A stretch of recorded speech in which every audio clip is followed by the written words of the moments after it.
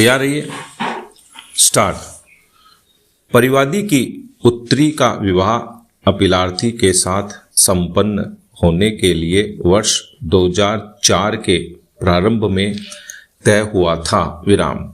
इसके बाद परिवादी काम करने के लिए अप्रैल 2004 में आबू धाबी चला गया। विराम।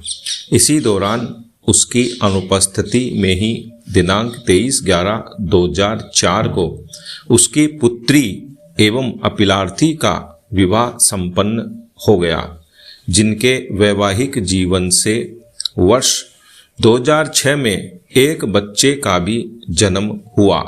विराम।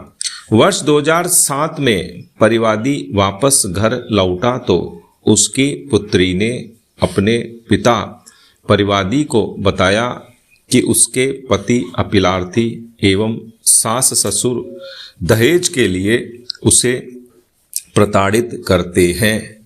विराम। उस समय परिवादी ने अपनी पुत्री के ससुराल वालों को एक सोने की जंजीर दी और पुनः विदेश चला गया। विराम। परिवादी पुनः 21/7/2008 को भारत वापस लौटा तो उसकी पुत्री ने पुनः परिवादी पिता को बताया कि ससुराल वाले अब एक कार खरीदने के लिए रुपए की मांग कर रहे हैं और उसे प्रताड़ित कर रहे हैं, जिसे पूरा करने में परिवादी ने अपनी असमर्थता व्यक्त की। विराम। दिनांक 8/8/2008 को परिवादी की पुत्री के ससुर ने परिवादी को सूचित किया कि उसकी पुत्री ने जहर खा लिया है और वह बेहोश है तथा वे उसे हॉस्पिटल लेकर जा रहे हैं। विराम। परिवादी तत्काल हॉस्पिटल पहुंचा तो उसकी पुत्री बेहोश थी और उसी दिन उसकी मृत्यु हो गई। विराम। परिवादी की सूचना पर अपीलार्थी पति व उसके माता पिता को भारतीय दंड संहिता की धारा 304 ख के अंतर्गत अभियोजित किया गया। विराम। निर्णय दिनांक 3/9/2009 के द्वारा विचारण न्यायालय ने तीनों को भारतीय दंड संहिता की धारा 304 ख के अंतर्गत अपराध के लिए दोषी सिद्ध किया और प्रत्येक को 7 वर्ष के कठोर कारावास एवं प्रत्येक को 5,000 रुपए के जुर्माने, 1 वर्ष के चूक कारावास के साथ के दंड से दंडित किया। विराम।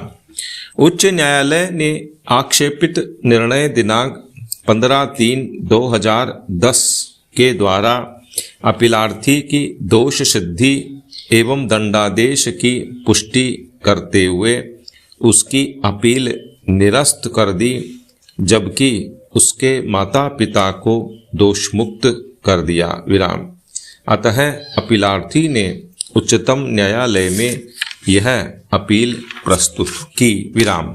पहला निर्णय 1।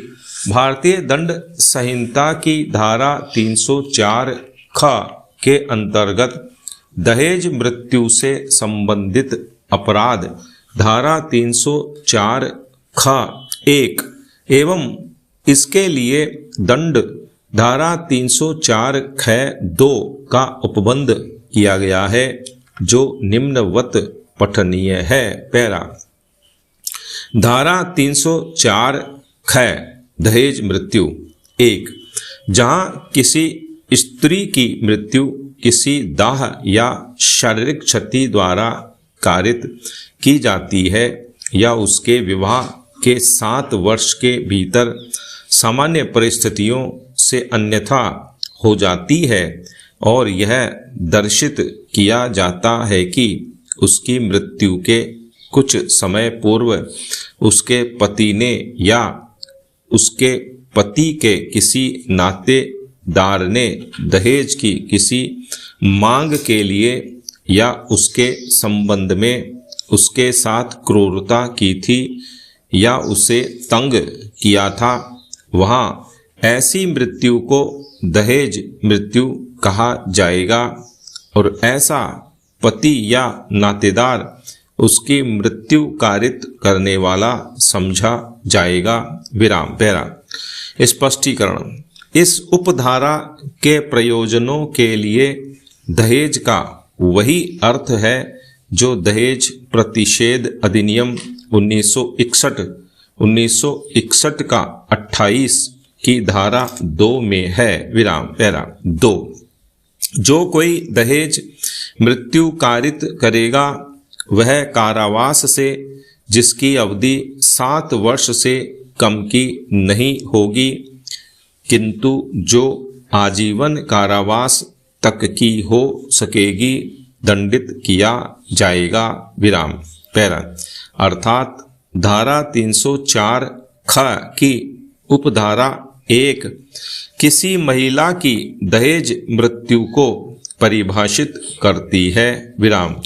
यह उपधारा उपबंध करती है कि वहाँ दहेज मृत्यु है जहाँ किसी महिला की मृत्यु दाह या शारीरिक क्षति द्वारा या सामान्य परिस्थितियों से अन्यथा उसके विवाह से 7 वर्ष के भीतर कारित है और यह दर्शित किया जाता है कि उसके मृत्यु से कुछ समय पूर्व उसके पति ने या उसके पति के किसी नातेदार ने दहेज की किसी मांग के लिए उसके साथ क्रूरता की थी या उसे तंग किया गया था। विराम। पैरा 2।